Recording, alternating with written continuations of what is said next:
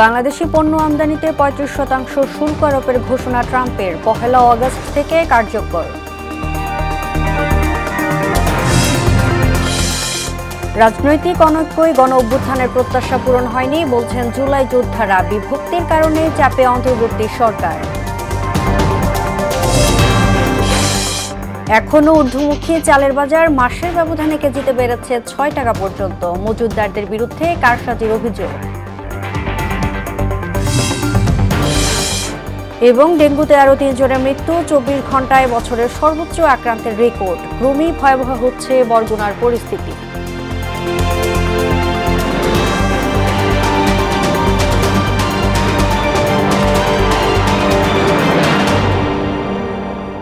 আসসালামু আলাইকুম, সবাইকে মোহনা সংবাদে স্বাগত। শুনছিলেন শিরোনাম, সঙ্গে আছি আমি তাজরিন নাহার মুক্তি।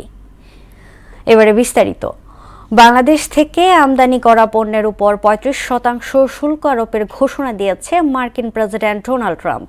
সোমবার নিজের সামাজিক যোগাযোগ মাধ্যম ট্রুথ সোশ্যালে অন্তর্বর্তী সরকারের প্রধান প্রফেসর মোহাম্মদ ইউনুস বরাবর এক চিঠিতে শুল্ক আরোপের কথা উল্লেখ করেন ট্রাম্প, যা কার্যকর হবে ১ আগস্ট থেকে। এর আগে গত এপ্রিলে বিশ্বের বিভিন্ন দেশের সঙ্গে বাংলাদেশি পণ্যের উপর শুল্ক আরোপ করেছিলেন ট্রাম্প। সে সময় বাংলাদেশি পণ্যের উপর ৩৭% শুল্ক আরোপ করা হয়। এর আগে দেশটিতে বাংলাদেশি পণ্যের উপর গড়ে ১৫% করে শুল্ক ছিল।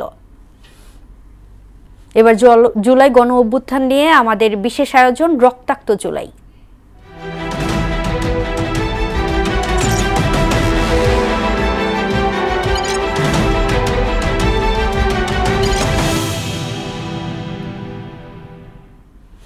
গণ অভ্যুত্থানের প্রত্যাশা প্রাপ্তিতে আকাশ পাতাল ফারাকের জন্য রাজনৈতিক অনৈক্যকে দায়ী করছেন জুলাই যোদ্ধারা।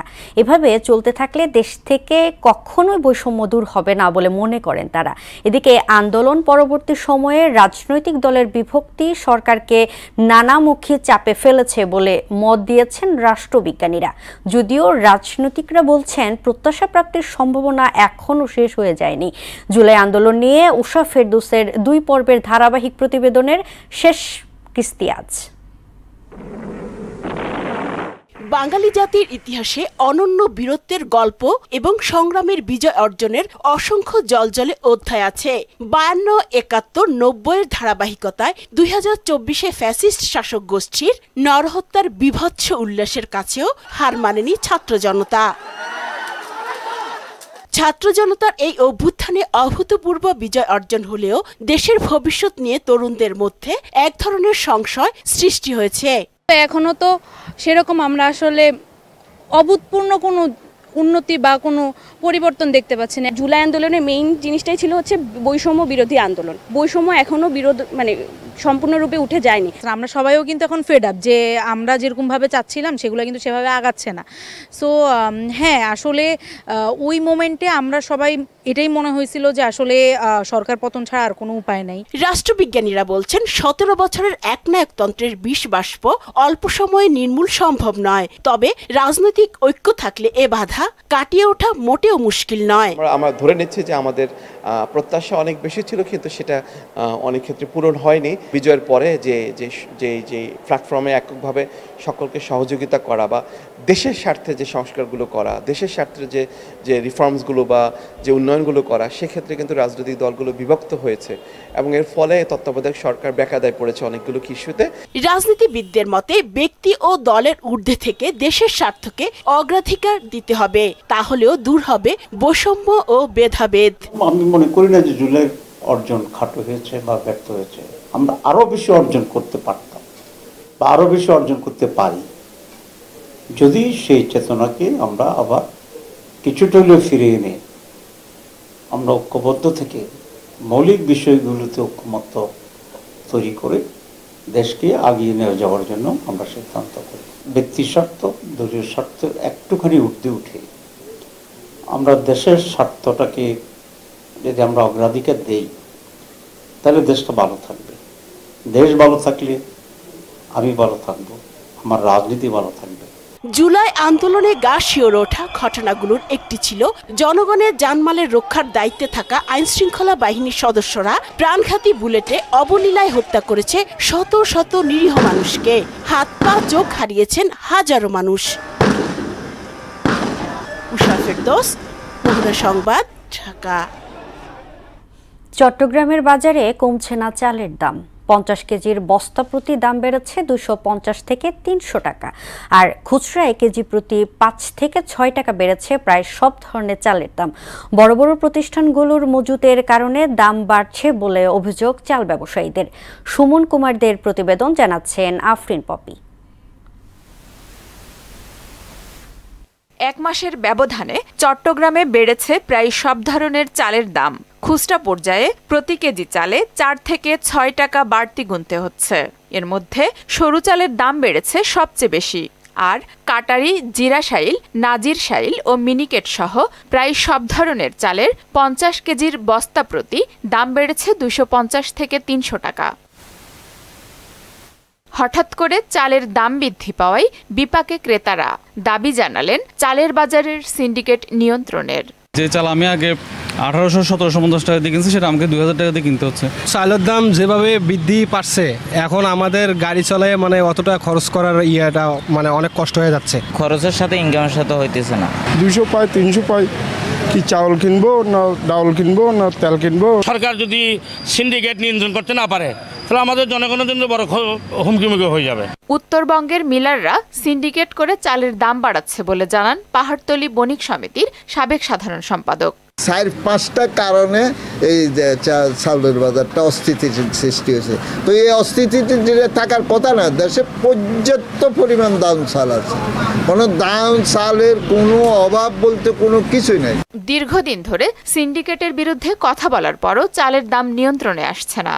সিন্ডিকেট বন্ধ করতে হলে সরকারকে সদিচ্ছা ও আন্তরিকতার সাথে এগিয়ে আসতে হবে।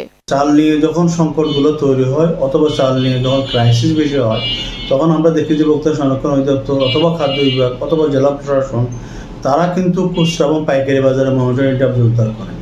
কিন্তু হোয়ারেস যারা এই সংকটের মূল হোতা, মিল মালিক এবং কর্পোরেট গ্রুপ, তাদের দিকে কেউ কিন্তু যাচ্ছে না। সরকার চালের বাজার সিন্ডিকেট মুক্ত করে সাধারণ মানুষের ক্রয় ক্ষমতার মধ্যে নিয়ে আসবেন, এমনটাই প্রত্যাশা সকলের। আফরিন পপি, মোহনা সংবাদ। কুমিল্লার মুরাদনগরে 3 জনকে পিটিয়ে হত্যার ঘটনায় আদালত 8 আসামির মধ্যে 7 জনকে কারাগারে পাঠানোর নির্দেশ দিয়েছেন। হত্যাকাণ্ডের ঘটনায় এক আসামি স্বীকারোক্তিমূলক জবানবন্দি দিয়েছে। কুমিল্লার প্রতিনিধি শাহাবুদ্দিনের তথ্যে বিস্তারিত জানাচ্ছেন মুনতাসির মামুন। গত 4 জুলাই রাতে কুমিল্লা মুরাদনগরে বাংলাবাজার থানা এলাকায় কড়াইবাড়িতে মাদক সম্পৃক্ততা অভিযোগে নিজ বাড়ির সামনেই রোকসানা বেগম রুবি, তার মেয়ে জোনাকে আক্তার এবং ছেলে রাসেল মিয়াকে পিটিয়ে ও কুপিয়ে হত্যা করা হয়। হত্যা ঘটনায় গ্রেফতার 8 আসামির মধ্যে 7 জনকে কারাগারে প্রেরণের নির্দেশ দিয়েছে আদালত। মামলার 3 নম্বর এজাহারভুক্ত আসামি বাচ্চু মিয়া মেম্বার আদালতে স্বেচ্ছায় 164 ধারায় স্বীকারোক্তিমূলক জবানবন্দি দিতে রাজি হলে তার বক্তব্য রেকর্ডের প্রক্রিয়া শুরু হয়েছে বলে জানিয়েছেন সংশ্লিষ্ট কর্মকর্তারা। 3 তারিখে বাঙ্গরবাজার থানায় গণপিটুনিতে যে 3 জন মারা গেছে সেই সংক্রান্ত যে মামলা হয়েছে, এই মামলার 6 জন আসামিকে গ্রেপ্তার করে বিজ্ঞ আদালতে সোপর্দ করা হয়েছে।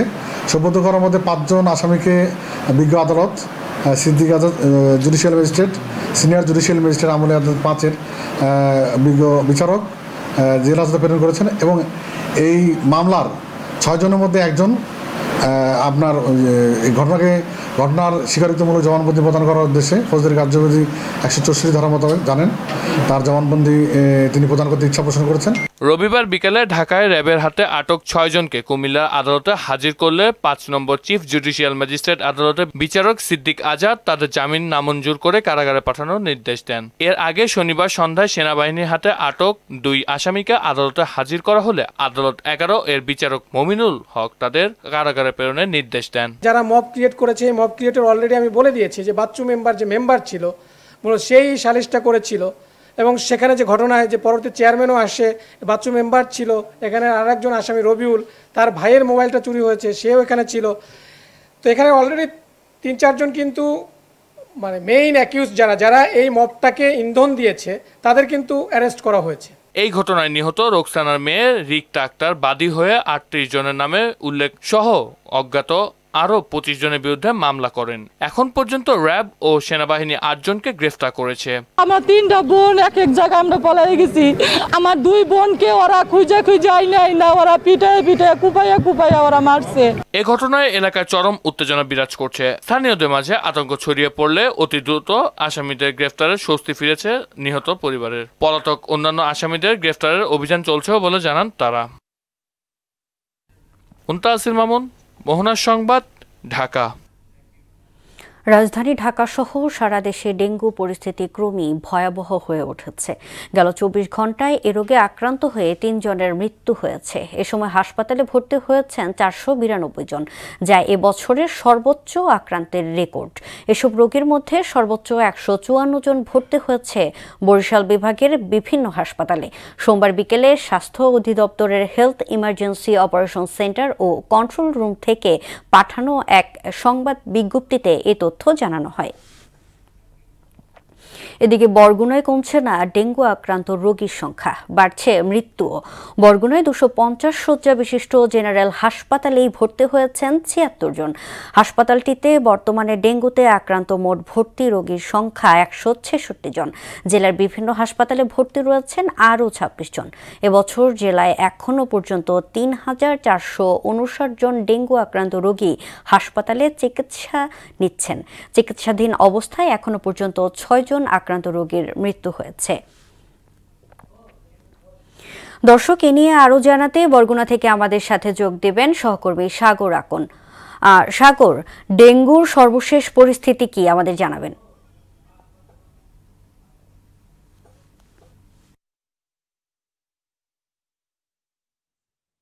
মুক্তি, আপনি যেমনটি বলছিলেন যে আসলে যে সারা দেশে যে ডেঙ্গুর প্রকোপ বেড়ে গিয়েছে, এর মধ্যে কিন্তু ভয়াবহ রূপ নিয়েছে এই যে বরগুনার ডেঙ্গু পরিস্থিতি। আমি যদি আপনাকে বলি যে সারা দেশে যে 12,700 আক্রান্ত ডেঙ্গু রোগী, তার মধ্যে কিন্তু শুধু বরগুনাতেই 3,522 জন আক্রান্ত হয়েছেন এই শুধুমাত্র ডেঙ্গুতে। এবং আপনাকে যদি বলি যে সারা দেশে যে 48 জন ডেঙ্গু আক্রান্ত হয়ে মারা গিয়েছেন, তার মধ্যে কিন্তু 30 জনই বরগুনার। এবং গত 24 ঘন্টার তথ্য যদি আপনাকে দেই, সেক্ষেত্রে গত 24 ঘন্টায় কিন্তু বরগুনায় 2 জন ডেঙ্গু আক্রান্ত হয়ে মারা গিয়েছে। এবং তার মধ্যে কিন্তু যে বেতাগীর একজন মির্জাগঞ্জ উপজেলা স্বাস্থ্য কমপ্লেক্সে চিকিৎসাধীন অবস্থায় মারা গিয়েছেন, এবং পাথরঘাটার একজন কিন্তু বরিশালে চিকিৎসাধীন অবস্থায় মারা গিয়েছেন।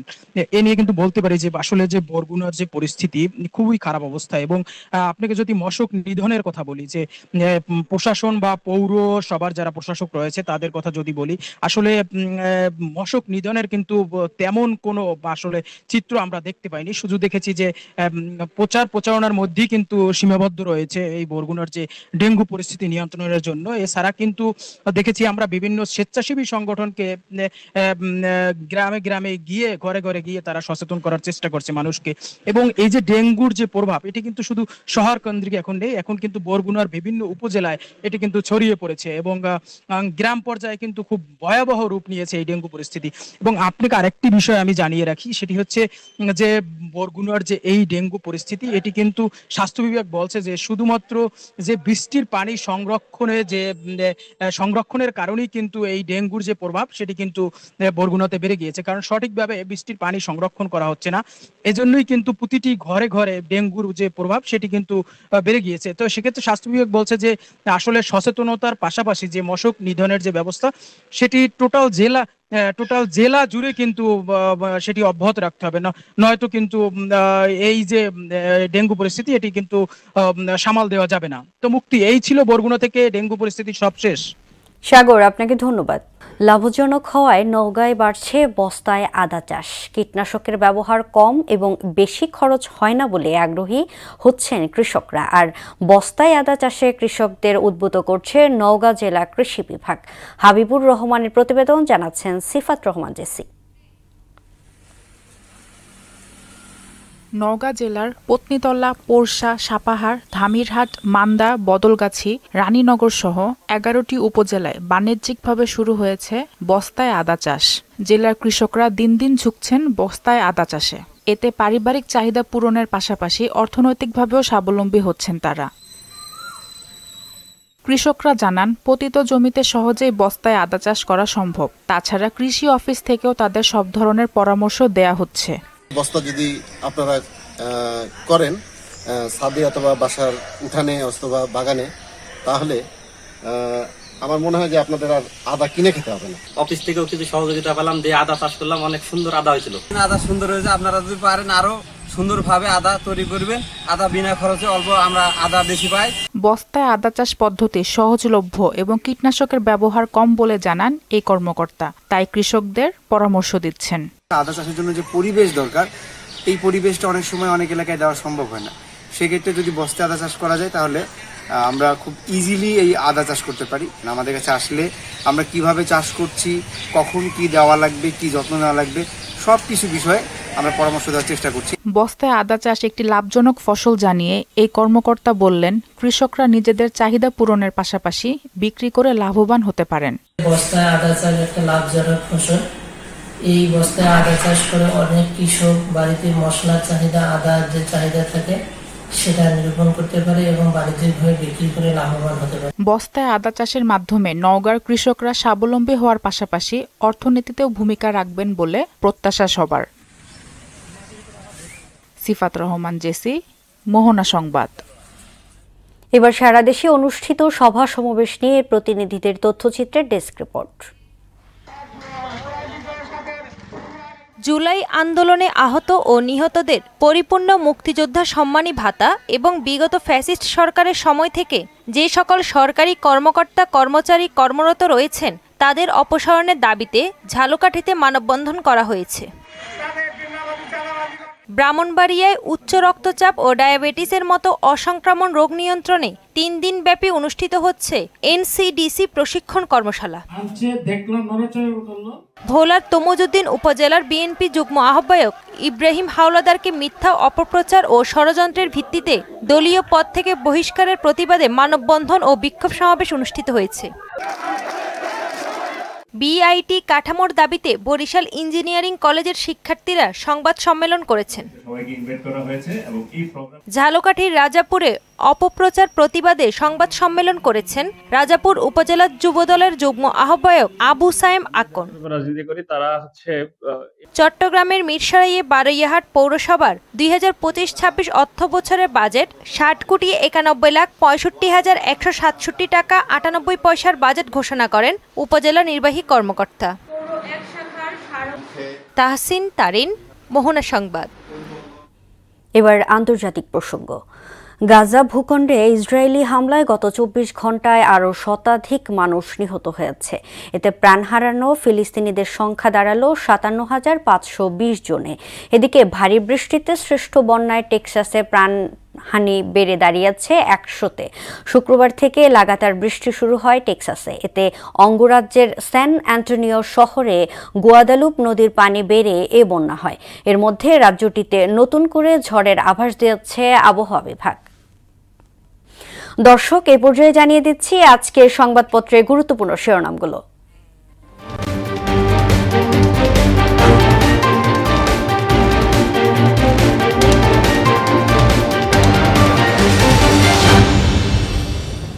দর্শক, প্রথমেই আমার হাতে আছে প্রথম আলো। প্রথম আলো শিরোনাম করেছে 35 মাসের মধ্যে মূল্যস্ফীতি এখন সর্বশেষ কম। তরুণেরা চান শিক্ষা স্বাস্থ্যে সংস্কার। মব ও আইন শৃঙ্খলা নিয়ে উদ্বেগ। নিজের সিদ্ধান্ত মতো সন্তান নিতে পারেন মাত্র 23% নারী। পর্যায়ক্রমে উপজেলায় আদালত সম্প্রসারণে একমত দলগুলো। এবার আমার হাতে আছে দৈনিক ইত্তেফাক। দৈনিক ইত্তেফাক শিরোনাম করেছে দেশের জনসংখ্যা 17,57,00,000। উপজেলা পর্যায়ে অর্ধস্তন আদালত স্থাপনে ঐক্যমত্য। রাজনৈতিক সদিচ্ছা ছাড়া ব্যাংকের কোনো নীতিমালা কাজ করবে না, গভর্নর। এরপর আমার হাতে আছে সমকাল। সমকাল শিরোনাম করেছে শিক্ষক নিবন্ধন পরীক্ষায় পাশ ফেলের খেলা। যেভাবেই হোক বিশ্বকাপের মঞ্চে যেতে হবে। গর্ভধারণের সিদ্ধান্ত নিতে পারে না 77% নারী। বাংলাদেশ প্রতিদিন শিরোনাম করেছে 3 মামলায় অব্যাহতি পেলেন খালেদা জিয়া। তরুণদের দৃষ্টিতে এগিয়ে বিএনপি। সাংবাদিকদের হুমকি, স্বাধীন সাংবাদিকতার প্রতিবন্ধক। জটিলতা বাড়ছে নির্বাচন নিয়ে। এবার আমার হাতে আছে যুগান্তর। যুগান্তর শিরোনাম করেছে, বাংলা ব্লকেট কর্মসূচিতে স্থবির দেশ, কাশিমবাজার কুঠির ষড়যন্ত্র। 587 প্রস্তাবের 436টিতে একমত বিএনপি।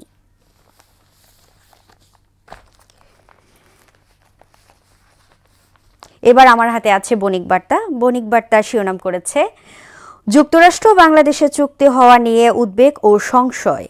1 বছরেরও বেশি সময় ধরে দেশের পুঁজিবাজারে নতুন আইপিও আসেনি। এবং সর্বশেষ the Daily Star. Daily Star শিরোনাম করেছে, Dhaka gets some relief in US trade tariff. 83% youth show no interest in politics. Blockade intensify as students from committed. এই ছিল সংবাদপত্রের গুরুত্বপূর্ণ শিরোনাম। শেষ করব মোহনা সংবাদ, যাবার আগে শিরোনামগুলো দেখে নিচ্ছি আরও একবার।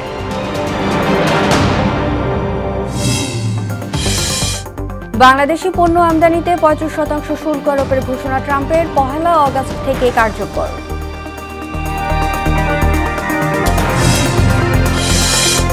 রাজনৈতিক অনৈক্যই গণ অভ্যুত্থানের প্রত্যাশা পূরণ হয়নি বলছেন জুলাই যোদ্ধারা, বিভক্তির কারণে চাপে অন্তর্বর্তী সরকার। এখনো ঊর্ধ্বমুখী চালের বাজার, মাসের ব্যবধানে কেজিতে বেড়েছে 6 টাকা পর্যন্ত, মজুতদারদের বিরুদ্ধে কারসাজির অভিযোগ। এবং ডেঙ্গুতে আরও 3 জনের মৃত্যু, 24 ঘন্টায় বছরের সর্বোচ্চ আক্রান্তের রেকর্ড, ক্রমে ভয়াবহ হচ্ছে বরগুনার পরিস্থিতি।